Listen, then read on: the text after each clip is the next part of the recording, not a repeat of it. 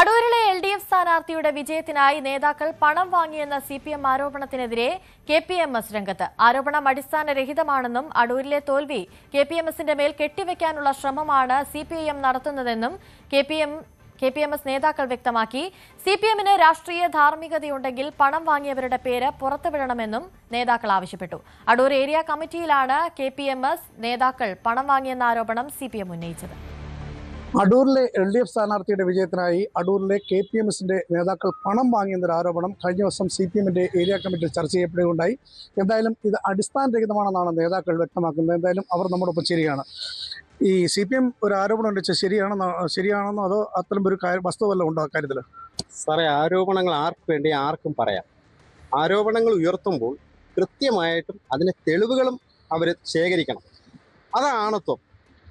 അല്ലാതെ ഒരാളെ കുറ്റം പറയുമ്പോൾ അതിന് തെളിവുകൾ വേണം. ഞാനത് ഇന്ന ആൾ കുറ്റം ചെയ്തു, അതുകൊണ്ട് ആ ആരോപിക്കപ്പെടുന്നത് കൊണ്ട് അത് ഞങ്ങൾക്ക് വിഷമം ഉണ്ടാക്കിയില്ല. ഇത് ഞങ്ങൾ ഒരിക്കലും ഞാൻ KPMS എന്ന് പറഞ്ഞത് മാത്രമേ ഉള്ളൂ. അതായത് KPMS എന്ന് പറഞ്ഞാൽ അടൂര് ഈ വ്യാജമല്ല, മറ്റേ ഈ KPMS ഒരുപാട് KPMSകളുണ്ട്. അതായത് ഏത് KPMS ആണെന്ന് കൃത്യമായിട്ട് അവർ പറയുന്നില്ല.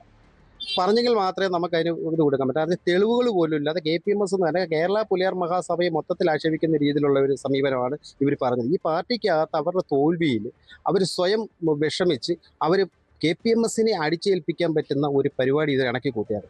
ഞാൻ KPMSന്റെ താലൂക്ക് യൂണിയൻ സെക്രട്ടറിയാണ്. ഈ ഭാരവാഹികൾ പ്രസിഡന്റാണ്.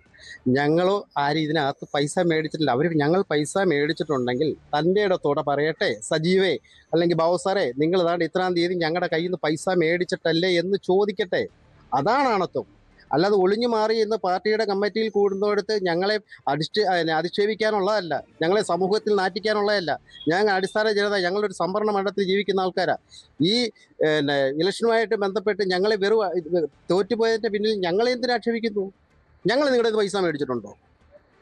എന്താണ് ഈ ഒരു കാര്യത്തിൽ ഒരു വ്യക്തത വരണമെന്നാണ് നമ്മുടെ ആവശ്യം അല്ലേ? തീർച്ചയായിട്ടും KPMSന്റെ ഏത് നേതാക്കൾക്കാണ് ഇവർ പണം മുടക്കിയത്, ആരാണ് ഇവർക്ക് പണം കൊടുത്തത്, ആർക്കാണ് കൊടുത്തത് എന്നുള്ളത് വ്യക്തമായിട്ട് പറയാനുള്ള ഒരു ചങ്കൂറ്റം കൂടി അവർ കാണിക്കണം.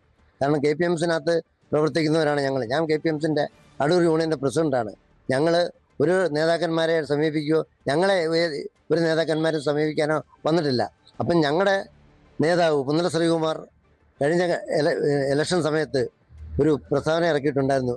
ഈ വരുന്ന നിയമസഭാ തിരഞ്ഞെടുപ്പിൽ അവരവരുടെ മനസാക്ഷിക്കനുസരിച്ച് വോട്ട് ചെയ്യുക എന്നുള്ളത്. നിഷ്പക്ഷ നിലപാട് സ്വീകരിച്ചതാണ് KPMSന്റെ സംസ്ഥാന കമ്മിറ്റി.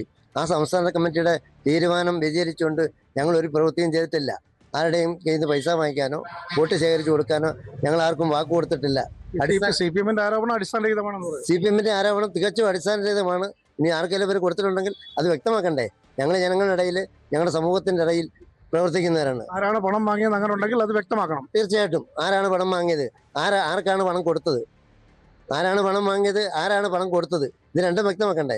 പണം കൊടുത്തു, വോട്ട് ചോദിച്ചു, വോട്ടിന് വേണ്ടി പണം കൊടുത്തു, അവർ വോട്ട് ചെയ്തില്ല, അതുകൊണ്ട് ഞങ്ങളുടെ സ്ഥാനാർത്ഥി തോറ്റ് എന്നുള്ള ഒരു വിശകലനം നടത്താൻ CPM ഇത്രമേൽ അധപ്പതിച്ചോ എന്നുള്ളതാണ് ഞങ്ങൾക്ക് ചോദിക്കാനുള്ളത്. അതാണ് കാര്യം. തീർച്ചയായും ആ പണം വാങ്ങിയിട്ടുണ്ടെങ്കിൽ അത് ആരാണെന്ന് വ്യക്തമാക്കണം എന്നുള്ളതാണ് നേതാക്കൾ ആവശ്യപ്പെടുന്നത്.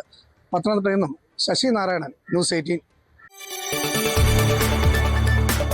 കൂടുതൽ വാർത്തകൾക്ക് News 18 Keralam YouTube channel subscribe ചെയ്യുക.